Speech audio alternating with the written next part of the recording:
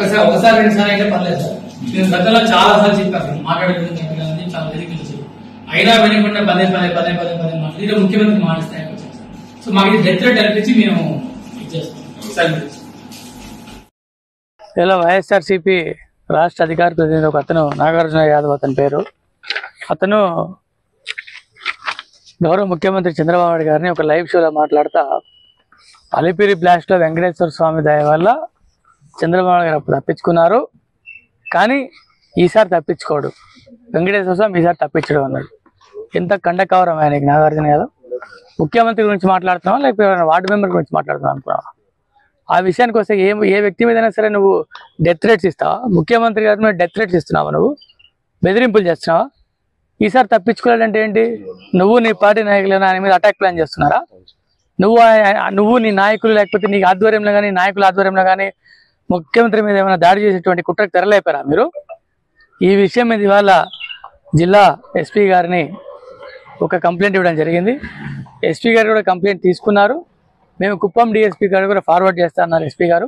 ఎందుకంటే కుప్పం ప్రాంతం నుంచి ఎన్నికైనటువంటి ఎమ్మెల్యే గారు ముఖ్యమంత్రి గారు కాబట్టి, సో కుప్పం ప్రాంతం నుంచి ప్రాతినిధ్యం వస్తున్నటువంటి కారణాన అక్కడ కూడా డిఎస్పీ గారికి కంప్లైంట్ ఫార్వర్డ్ చేయబోతున్నాం కొన్ని కాసేపట్లో. చాలా నిశితంగా దీన్ని పరిశీలించి చాలా కఠినమైనటువంటి చర్యలు ఈ వ్యక్తి మీద తీసుకోవాలి.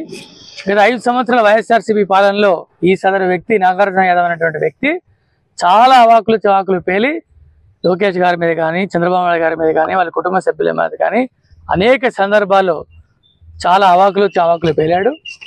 ఈసారి ఖచ్చితంగా ఇతను శిక్షించకుండా వదిలిపోయేది లేదు. మా తెలుగు యువత తరఫున చెప్తా ఉన్నాం, నాగార్జున యాదవ్ నువ్వు ఇటువంటి పనికిమాలిన మాటలు మాట్లాడడం మానుకోకపోతే, నువ్వు మరోసారి ఇటువంటి దుస్సాహసానికి ఒడిగడితే జరిగే పరిణామాలు చాలా తీవ్రంగా ఉంటాయి. నీ పార్టీలా బిహేవ్ చేసే సంస్కృతి మాకు లేదు కాబట్టి లీగల్గా ప్రొసీడ్ అవుతున్నాం నీ మీద. ఇవాళ కంప్లైంట్ ఇచ్చాం నీ మీద. ఖచ్చితంగా పోలీసులు కఠిన చర్యలు తీసుకుంటారని మేము భావిస్తున్నాం. ఖచ్చితంగా హోంమంత్రి గారికి కూడా ఈ రిప్రజెంటేషన్ పంపిస్తాం. మా జిల్లాలో ఉన్నటువంటి ఇతర నాయకులు కూడా రిప్రజెంటేషన్ ఇస్తాం తెలియదు తరఫున.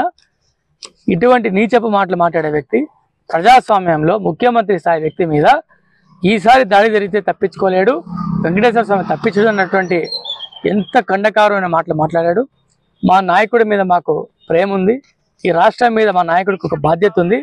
అటువంటి బాధ్యత పదవిలో ఉన్నటువంటి ముఖ్యమంత్రిని ఇలా దారుణంగా మాట్లాడిన వ్యక్తిని పోలీసులు కఠినంగా శిక్షిస్తారు. తొందరలోనే దీని మీద చర్యలు ఉంటాయి. మరొకసారి ఇటువంటి మాటలు మాట్లాడే ఏ వ్యక్తికైనా ముందే హెచ్చరిస్తా ఉన్నాం.